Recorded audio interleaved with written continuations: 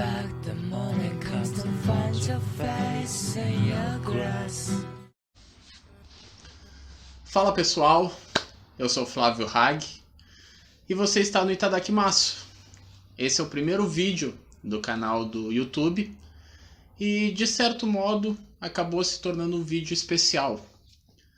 Quando eu falei isso, de começar um canal no YouTube para o Itadakimasu lá por 2017, eu sempre fiz uma brincadeira que eu iria começar o canal quando o Haikyuu saísse no Brasil. E era para ter sido a ideia. Quando a JBC anunciou o mangá, eu disse que, bom, vou ter que cumprir a promessa. Mas aconteceu todos os atrasos, vocês estão cientes, né? E o mangá só vai sair lá para o começo de agosto. E praticamente tudo já estava pronto para começar os vídeos no canal. Então eu resolvi adiantar alguns vídeos que já estavam planejados. E acabou acontecendo uma infeliz coincidência, porque Berserk já estava nos meus planos de fazer um vídeo, e aí final de maio, vocês sabem, veio a triste notícia do falecimento do Miura, e meio que casou. O primeiro vídeo então do Itadakimasu é sobre Berserk. Mas por que ele já estava nos meus planos, como eu falei antes? A Panini lançou o volume 40 da obra, esse aqui, em fevereiro desse ano.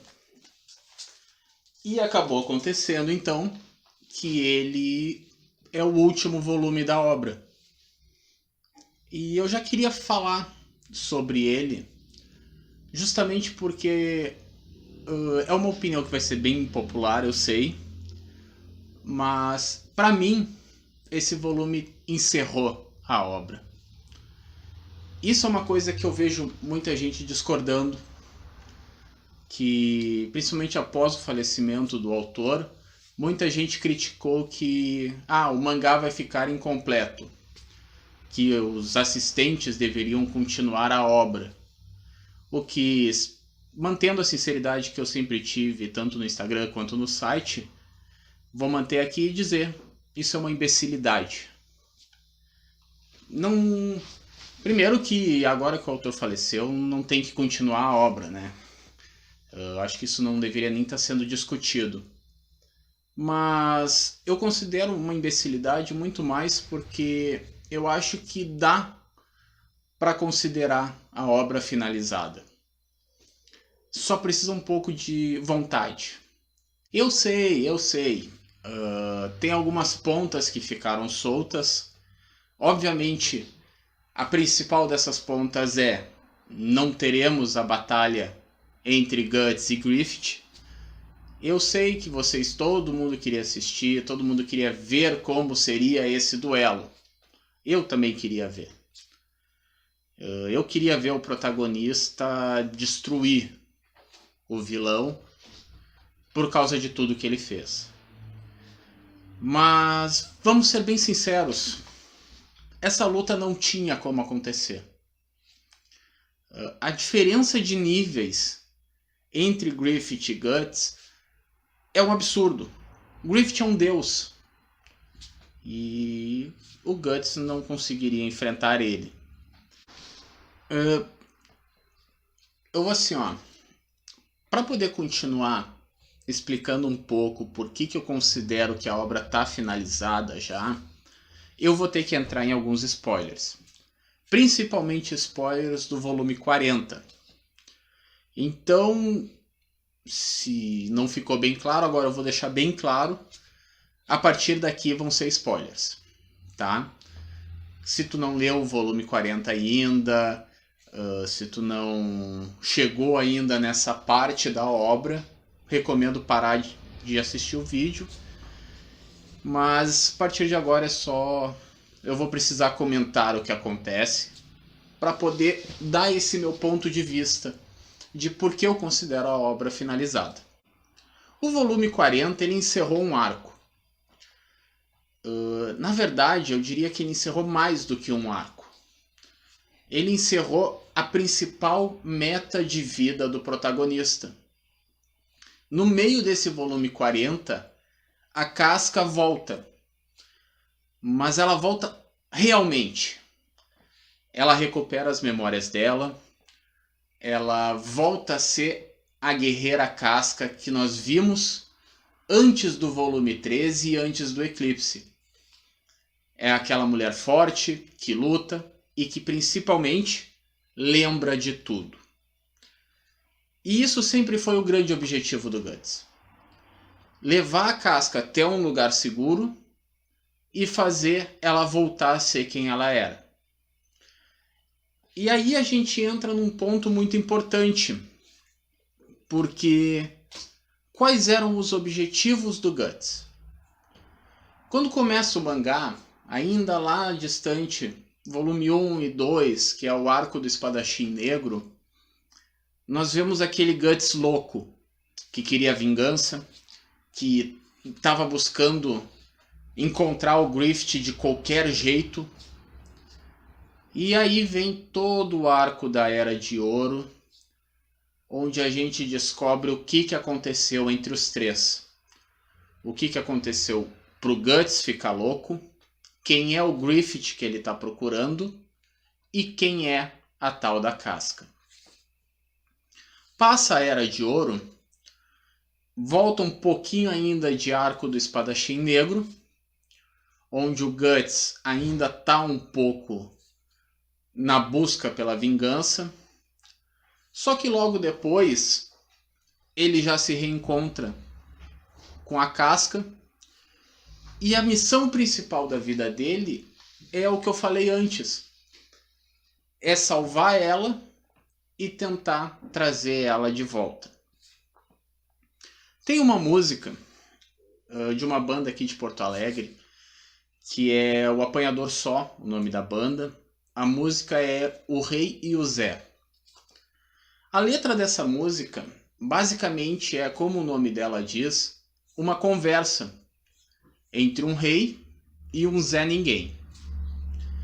Nela, o Zé Ninguém está perguntando como é que o rei se transformou num rei. E a resposta do rei é basicamente que, para se tornar um rei, ele precisou abrir mão de tudo. A letra é mais ou menos: o rei me disse que quem deixa ir tem para sempre, e só foi rei porque pensava assim tão diferente. Obviamente vocês já entenderam onde eu quero chegar. O rei é o Griffith. O Griffith se tornou um deus, se tornou uma divindade, porque ele abriu mão de tudo, da pior forma possível. Ele sacrificou todos os companheiros que confiavam nele, ele torturou o melhor amigo dele e ele destruiu a vida da Casca. Vocês sabem o quão pesado o Eclipse é, eu não preciso entrar em detalhes sobre o que aconteceu ali. E basicamente o Griffith é o rei da música. Ele abriu mão de tudo para se tornar uma divindade. O Griffith é poderoso por isso. Ele abriu mão da humanidade dele. Ele cometeu o pior crime que alguém poderia cometer. Voltando à música, após o rei contar qual é a sua fórmula de sucesso, como foi que ele se transformou num rei, o Zé reflete sobre isso e responde que não nasceu para isso. A letra é exatamente essa. O Zé diz que não nasceu para conversar com um rei. Ou seja, ele não nasceu para se transformar num rei, porque ele não consegue abrir mão das coisas que ele tem. E esse é o nosso protagonista, esse é o Guts. O momento em que o Guts mais chega próximo do Griffith é no arco do Espadachim Negro. É quando ele tá louco. É quando ele só pensa na vingança, ele abre mão de tudo. Ele não quer ver a Casca, ele não quer ver... Eu não lembro o nome do outro cara que sobreviveu ao Eclipse, mas ele também não quer ver esse cara. Quando ele luta loucamente, ele não se importa com pessoas que estejam no caminho. O Guts está quase abrindo mão de tudo. Tanto está abrindo mão que um Berrelite cai na frente dele. Porque o Guts está quase chegando no nível do Griffith. Só que ele é o nosso protagonista. E é justamente esse paralelo que nós temos que entender. Berserk não é um mangá sobre vingança. Ele é um mangá para nos ensinar que coisas ruins acontecem e que nós temos que aprender a viver com essas feridas. E é isso que o Guts faz ao longo dos 40 volumes. Ele sempre precisa decidir entre a pessoa que ele ama e a sua vingança. O mangá coloca muito isso. É a letra da música. Todas as vezes em que o Guts está próximo de se tornar o Griffith, algo puxa ele de volta, porque ele não consegue desapegar da humanidade dele. Lá no arco do Espadachim Negro, no volume 3, ele salva a filha do cara.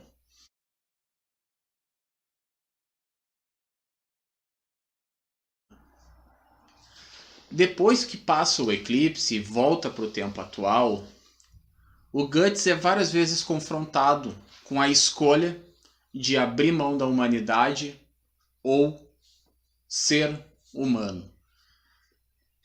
Depois vem aquele arco onde ele enfrenta os demônios que estavam levando crianças para a floresta e ele salva as crianças. Depois vem o que o pessoal chama de a creche do tio Guts, né?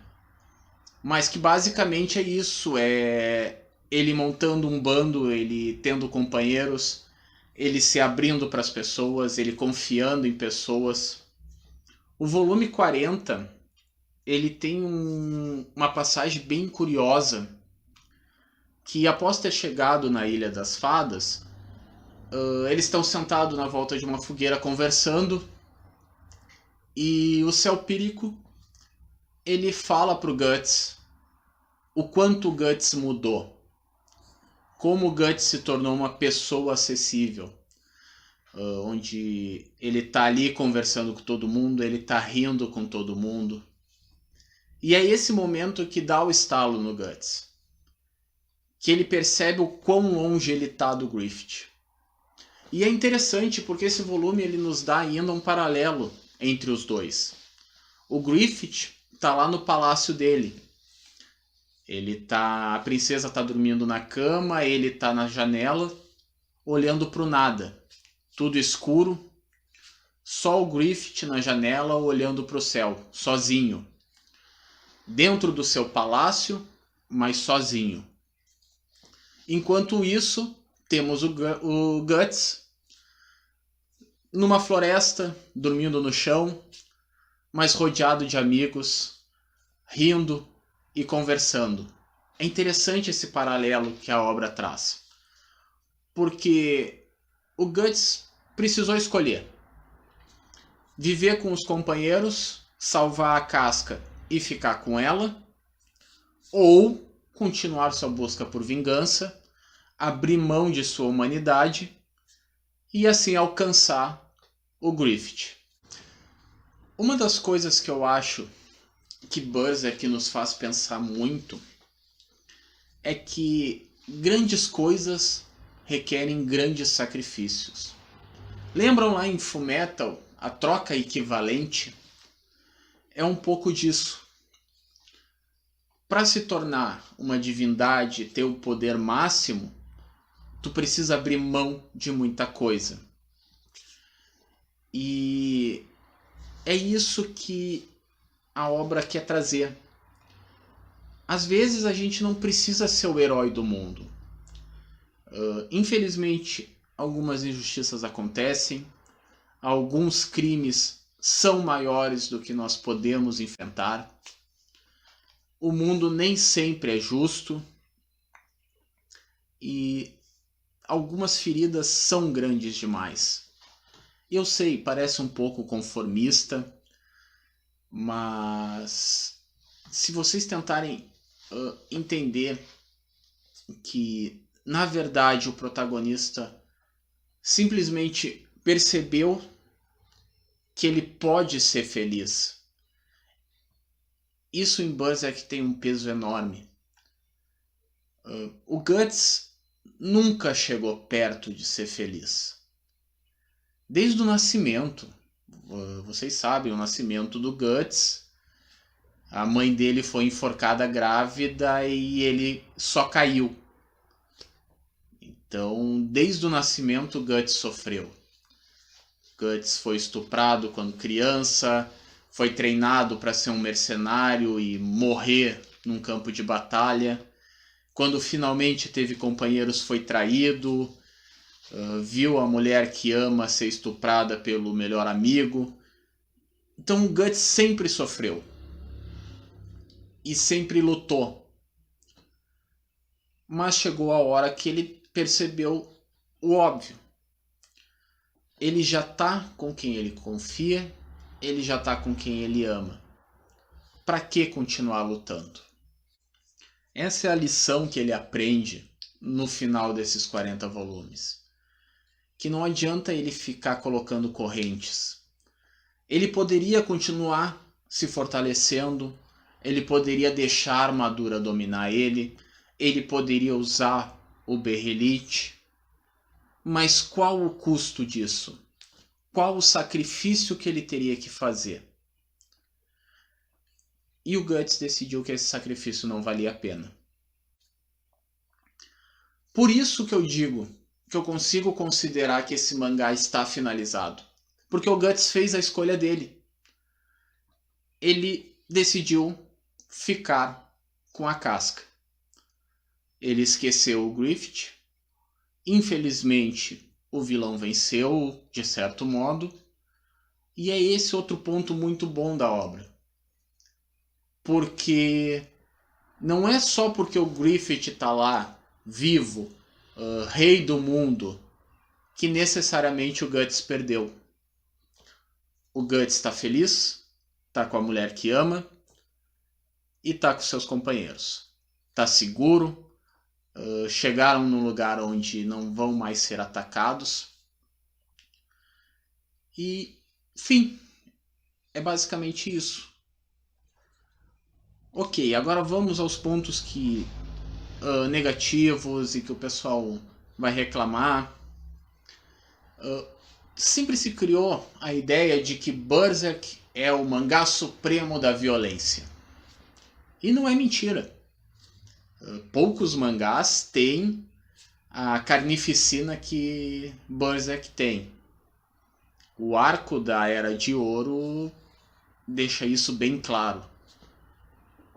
Só que aí vem o que eu considero que é muito mais uma teimosia do público aceitar o final da obra do que propriamente necessitar essa luta. Porque eu acho que mesmo que estivesse vivo, o Miura não ia conseguir continuar essa história. Cada vez que o Guts escolhia ficar com seus companheiros, escolhia ficar com a casca, menos forte ele ficava.